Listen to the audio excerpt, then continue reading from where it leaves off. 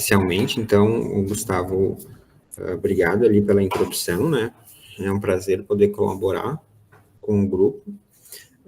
E o Gustavo trouxe a incumbência para mim falar ali sobre a comparação entre médias de duas amostras pareadas. Não, confesso que não é um tema muito a minha praia, né, minha área, né, mas vou fazer uma breve apresentação aqui, né, o professor Andrigo, o professor Christian, me conhecem, né, eu acredito que os outros não me conheçam muito, então eu trouxe aqui uma breve apresentação, né, do que eu tenho de acadêmico, né, e aí meus filhos também, que eu sempre compartilho ali nas apresentações. Eu sou formado em administração pela própria Unesc, né? Então eu digo que eu sou o prato da casa. Eu também sou estatístico, certo? Licenciado em educação profissional e tecnológica. Tenho algumas especializações, quando eu estava montando o slide até lembrei aqui, mas eu tinha alguma coisa de brand, alguma coisa de projetos, eu tive que procurar meus certificados. Mas eu sou especialista ali em estatística e modelagem quantitativa, né? Gestão de projetos ágeis, branding e comunicação digital, e também estou fazendo aí, cursando uma especialização em Data Science e Analytics. Aí sou mestre em engenharia de produção e doutor em administração, que a minha linha de pesquisa é pesquisa operacional. Bom, e ela sempre teve esse viés bastante atrelado à estatística, né? A minha primeira formação em administração, eu tive a oportunidade ali na metade do curso e trabalhar dentro do IPESE, né, na época, e ali eu comecei a ter uma relação muito forte com a estatística, né, com os números, e eu acabei me apaixonando e fui, daí decidi também fazer estatística. Eu nem sabia que estatística é uma graduação, eu até brinco que tem um aluno aqui, bolsista, né, que ele diz assim, nem sabia que uma disciplina era um curso, né, então acabei me interessando pela essa área da estatística e acabei me formando em estatística e fazendo todo o meu doutorado e meu mestrado nessa área. Apesar de serem outros nomes, né, eles eram bem focados em estatística. E esses aqui são meus filhos, né, o Bebê e a Anastácia. Esse tema que o Gustavo trouxe para mim, né, do livro ali, que é o capítulo 9, né, Bioestatística, eu até trouxe a fotinha ali, que eu tenho uma foto com a Cídia, né, eu me gabo bastante dessa foto, foi lá na URGS. Eu acho que esse aqui foi teu professor, né, professor Andrigo? O Kleber. Sim, professor Kleber. Deu probabilidade. Agora ele está lá na UFSM, de transferência, que a família dele é de lá, né? A família da região ali, eu acho que até de Polesine, se eu não me engano. E então, ali uns anos atrás, essa foto, né, bem magro, negócio. Bom, mas antes de falar, então, sobre as amostras pareadas, né, a gente precisa entender um pouquinho, eu gosto sempre de contextualizar, né, mas o que são as amostras não pareadas, né? A gente consegue fazer uma relação ali para explicar um pouquinho melhor para vocês. Então, aqui eu trago um exemplo, né, que a gente, uma coordenadora, né, deixa comparar, então, o desempenho da turma A com a B, em uma prova final de estatística. Então, a gente tem duas turmas e a gente vai comparar essas duas turmas, como é que é o desempenho dessas duas turmas, certo? Coletando ali a nota média das duas turmas, né, e saber se essas médias são diferentes, né? Então, são amostras que elas são... por que elas não são pareadas, né? Aí elas não são... Tem ali uma característica, né, que são turmas provavelmente de professores diferentes, né, são contextos diferentes, né, são alunos distintos, né, então, não são mesmo alunos, cada grupo tem a sua própria dinâmica, né, cada turma a gente tem a sua própria dinâmica, né, a gente, que é professora, a gente sabe que tem algumas turmas que, mesmo que a gente prepare a aula, né, todo semestre, dificilmente a gente consegue dar o mesmo ritmo para turmas diferentes, né? Então, cada semestre a gente tem que ficar atualizando, porque o ritmo da turma é diferente, né? Eu tenho uma turma hoje mesmo que eu dou aula, que eu já avancei ali, eu já estou 3 aulas na frente, eu consegui passar, coisa que em outras turmas eu não conseguia passar nem a metade do conteúdo ainda, e eu estaria atrasado e puxando, porque as turmas são diferentes, né?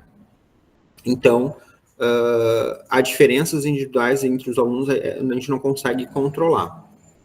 Então, essa aqui seria uma situação onde a gente trabalharia de forma não pareada, certo?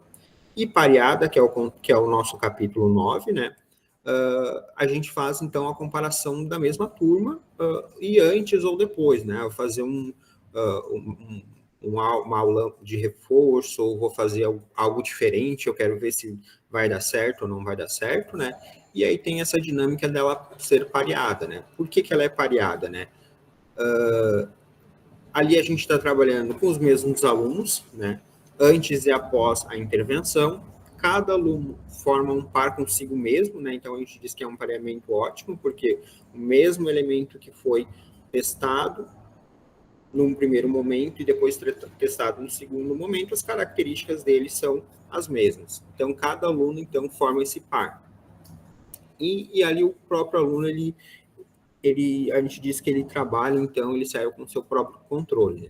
Uma variabilidade entre as pessoas, né, é eliminada, né, então não tem essa variação, porque elas são a mesma pessoa, e essa comparação, então, a gente diz que é inteira, né, é real, certo? Tranquilo? Então, a técnica, né, conforme a Cídia diz no livro, né, a técnica do pareamento ou emparelhamento, ela vai aumentar a eficiência dos testes estatísticos, né, tornando, então, mais sensível a diferenças pequenas entre os tratamentos. Disse que o emparelhamento, ele torna o teste mais poderoso, né, e as amostras organizadas dessa forma denomina-se, então, amostras pareadas, emparelhadas ou dependentes, certo?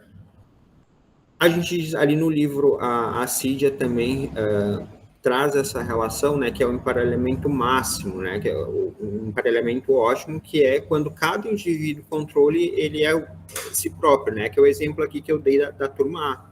Então, a gente vai aplicar eles um teste antes e um teste posterior para ver essa comparação. Então, a gente diz que é um emparelhamento ótimo, né, o máximo. E tal procedimento ele é bastante utilizado nas áreas de fisiologia, né, de farmaco, ou seja, nas áreas da saúde ele é bastante utilizado. Por isso que eu digo que essa não é minha praia, né? Eu não trabalho muito com a área da saúde. Então, ali no próprio livro, deixa eu ver esse aqui que eu preparei aqui para vocês. Aqui, ó, no próprio livro, né?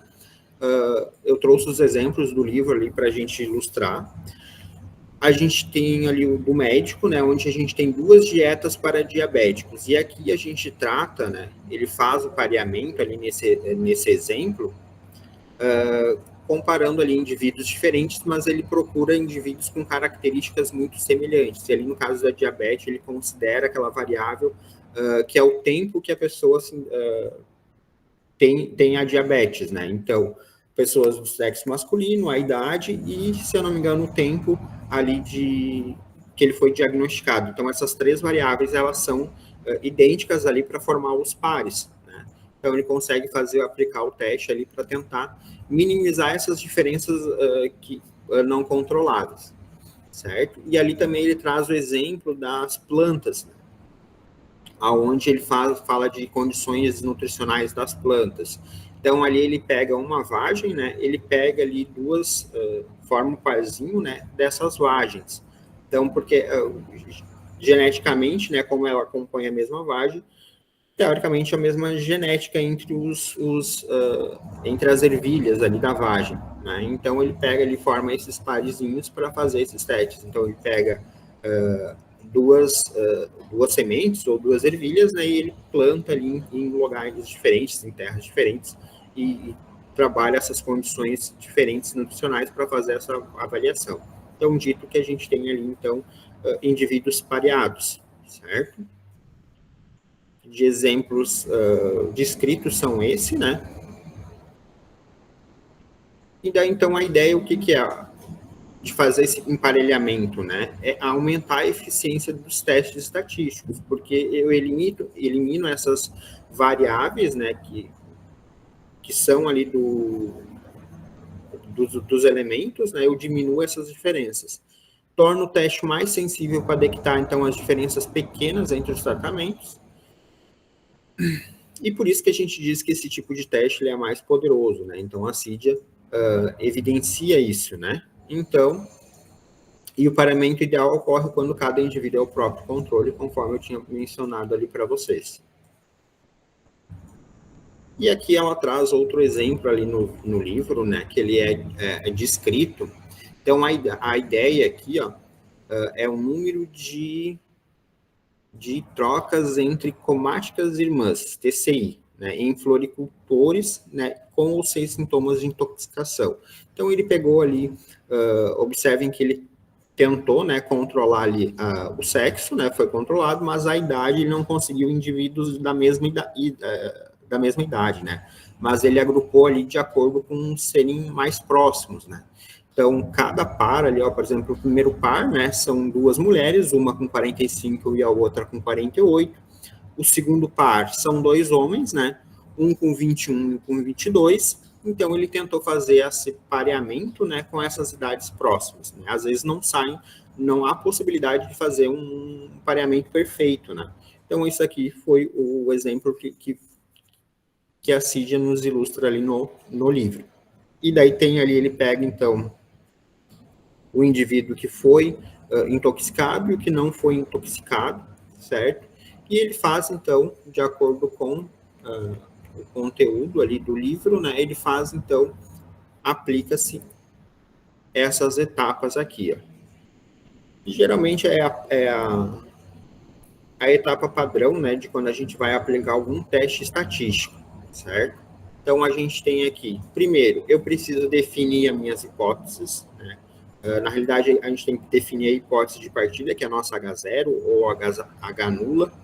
Depois, a gente tem que escolher um nível de significância no nosso teste, determinação, então, do valor crítico, ou, na literatura, vocês também vão encontrar o valor tabelado, certo? Então, determinar esse valor crítico ou valor tabelado, determinar o valor calculado, né, que é a aplicação de uma fórmula, e tomar a decisão, né? Se eu aceito ou rejeito as minhas hipóteses que eu criei ali na primeira etapa, certo? E depois a gente tem a nossa conclusão.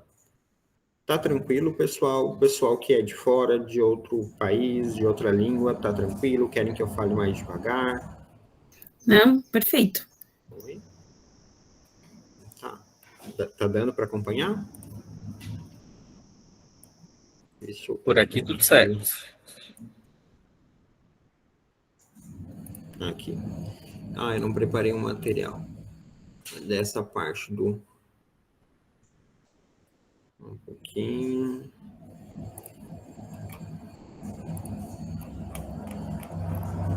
Então, a ideia ali, qual é a primeira decisão? Então, a gente precisa, né, no exemplo ali da Cídia, né, a gente precisa, então, comparar essa relação ali do... Deixa eu só abrir aqui o livro. Um pouquinho, pessoal. Não deu tempo de preparar, botar isso aqui no slide bonitinho. Tá, então o objetivo, então, desse teste, né, do exemplo ali da Cídia,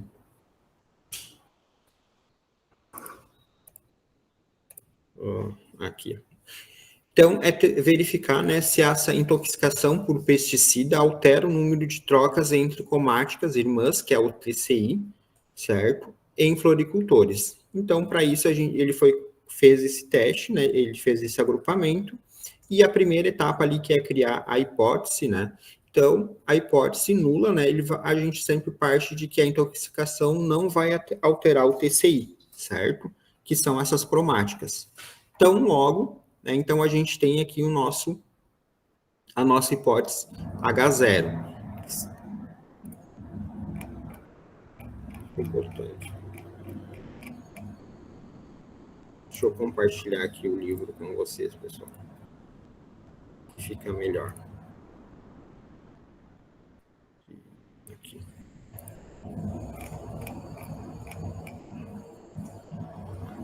Estão enxergando? Sim, estamos enxergando. Etapa de testes e hipóteses. Isso. Certo? Então, na primeira etapa, né, a gente então tem que definir. Então, o nosso H0, o H nula, né, diz que a média é igual, certo? E a nossa hipótese alternativa é que ela é diferente, certo? Então, a gente testa, claro, a gente testa o H0. Logo, se o H0 a gente rejeita o H0, né, automaticamente a gente está aceitando o H alternativo, o H1, certo? Essa nomenclatura é tranquila para vocês. H0, tem algumas que vão escrever H0 e H1, né, a alternativa nula, certo? Depois a gente escolhe, então, o nosso nível de significância. Geralmente, quando a gente trabalha com esses testes, a gente utiliza ali 0,05, certo? Que é 5% de significância, que é o nosso alvo. E depois a gente determina o valor crítico do teste, que seria a terceira etapa, que é aonde a gente vai determinar, a gente diz que é o nosso valor tabelado, certo? Aqui ela passa uma formulazinha que a gente, então, vê ali o nosso grau de liberdade, onde a gente pega o nosso N, ou seja, o tamanho da nossa amostra, menos 1. Assim, a gente encontra, então, o nosso grau de liberdade. Isso daqui, ó, eu até separei aqui. Vou abrir.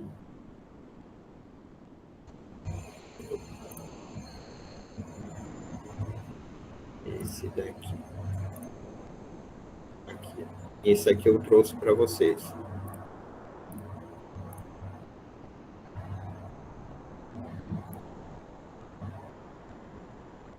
Que tá aqui, ó. Essa daqui é a nossa tabela, né? A distribuição T de Stewart. Então, aqui, ó, como é que a gente olha? Aqui, ó, na barra superior, a gente vai encontrar aquele 0,05 que nós definimos na etapa 2, certo? Que é o nosso grau de significância. Ali é 5%, ou 0,05, né? Então, nós vamos olhar aqui nessa coluna aqui do 0,05, certo? A quarta coluna, certo?